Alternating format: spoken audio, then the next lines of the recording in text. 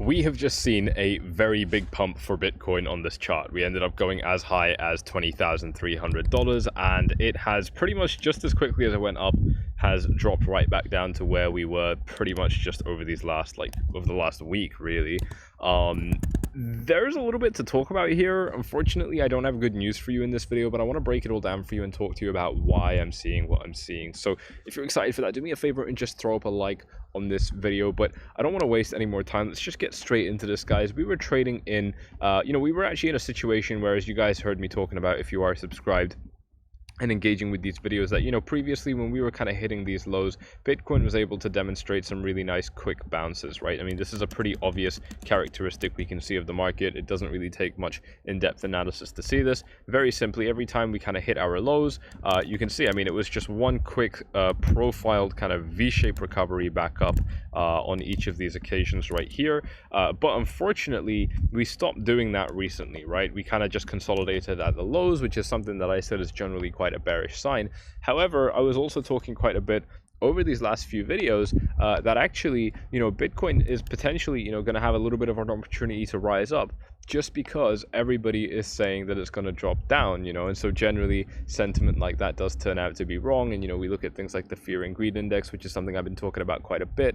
Look at this, readings of 20, 21, 23. We've just been flatlining in this extreme fear territory. So we did end up getting that bounce that I was looking for. However, we also did the next thing that I kind of said could end up happening, which is that we found resistance, ladies and gents. Now, I did outline a few areas of resistance for you. The main one was actually right here at 19.5. So it's nice to see that we broke it, but we did end up finding resistance pretty shortly afterwards up here in the kind of $20,400 area. And I think the problem here, the main issue, is that, whatever progress we made has now been erased, which means we're right back to where we were before. But now I think it's even worse, because we basically had an opportunity to get up and fight, and we're right back to where we were before. We use my horrible analogies that this YouTube channel is famous for. I like to talk about boxers because I just think it's quite relevant here. This is the boxer being kicked down on the floor. This is our guy that we're rooting for being kicked down on the floor, very much injured and in pain. He gets a chance to finally stand up, and you think that he might actually have a fighting chance at, potentially, turning this around and having a good chance at winning this round. But he gets smacked back down to the floor again. And the reason that this is even more concerning is because now there's all the weakness that this boxer was carrying before, plus this newfound weakness as well. It's just not a good set of signs right here. So again, weird analogy, I know, but it actually makes a lot of sense, right? Bitcoin was already kind of weak. It had an opportunity to break out, and it couldn't take that, which means when it was given a chance, it didn't take it. And that could definitely be an illustration of the weakness in this market. So one of the things that I'm going to be looking at is the S&P 500. If we take a look at what's going on right here, we've got 2 hours left on this daily bit of trading. We have continued to slip a little bit lower. We're basically just now really right down at the lows that we set in the middle of June, which is 3 months ago, quite a long time ago. We have actually sweeped that low today. Now, obviously, it doesn't matter too much. We can, drop, a couple percentage points below. It's not the end of the world. What is this so far? This is, only 0.4% below the previous low we set, right? So it's really obviously not that big of a deal. But what I think is potentially a little bit concerning is that if we do end up sliding lower, I do have to imagine that the S&P 500 is going to be dragging Bitcoin down with it. And the problem that I'm seeing for Bitcoin is kind of below where we're trading at the moment. I'm not actually seeing a whole lot of support for Bitcoin, and I do think that that could turn into a problem, right? If Bitcoin doesn't really have very much support below this level, the next kind of logical area is going to be down here, just from what I'm seeing, purely because this is the swing low for our market. So revisiting that would in itself, I think, be a pretty bad sign, you know, but it would also kind of just make it, at least from a psychological perspective, that next key area in the market. You know, and I think a lot of this is going to depend, like I said, on, you know, obviously what happens with the S&P 500, what happens with the dollar. You know, we did see a little bit of a, you know, recovery for things like the pound and the euro, but it was pretty short-lived. The pound is actually just managing to recover a little bit of what it lost against the dollar over these last days, but euro, not so much. The euro is basically right back down to the same lows. You know, so the dollar index, obviously, which is you know, an index that compares the dollar against other major world currencies, is now back up.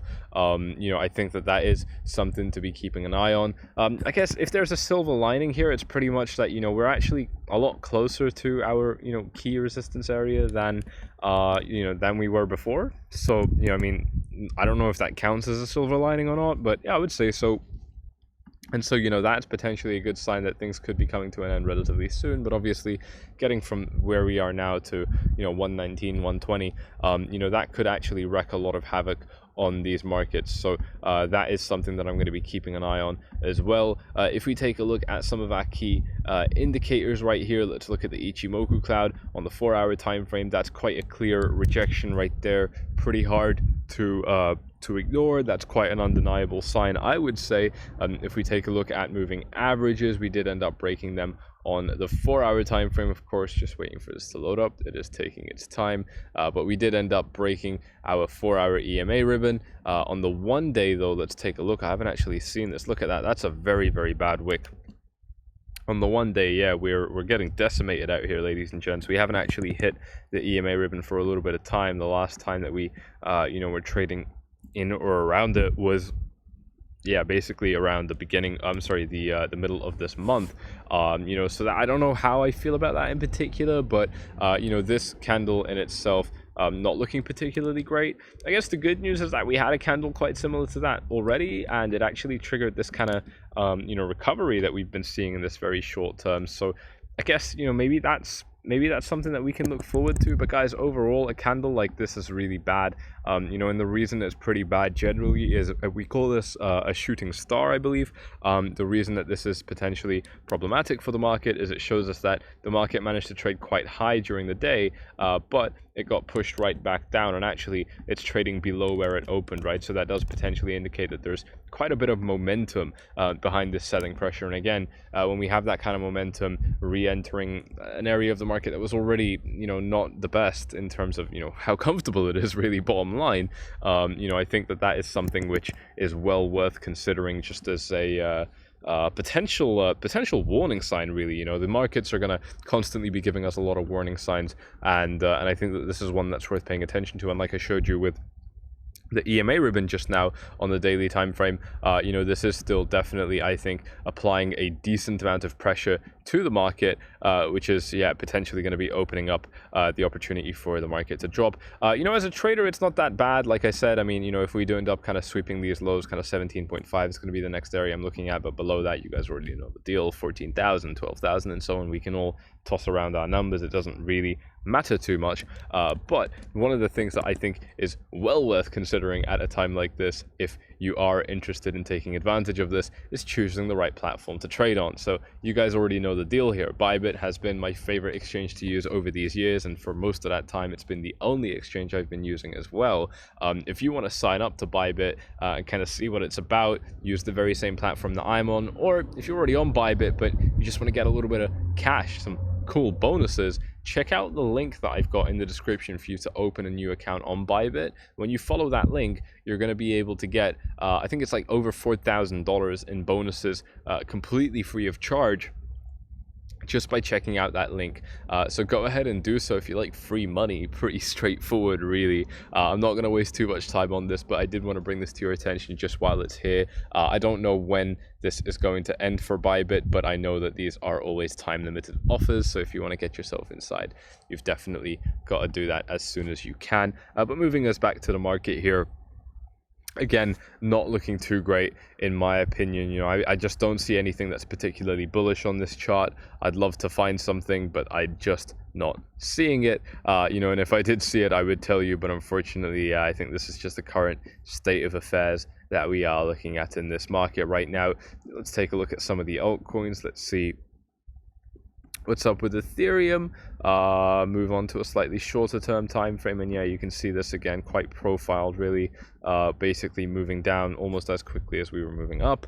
Yeah, definitely not the nicest thing to see. It does look like Ethereum is potentially in some sort of you know, parallel channel. Let's move this up here. It looks a little bit nicer now.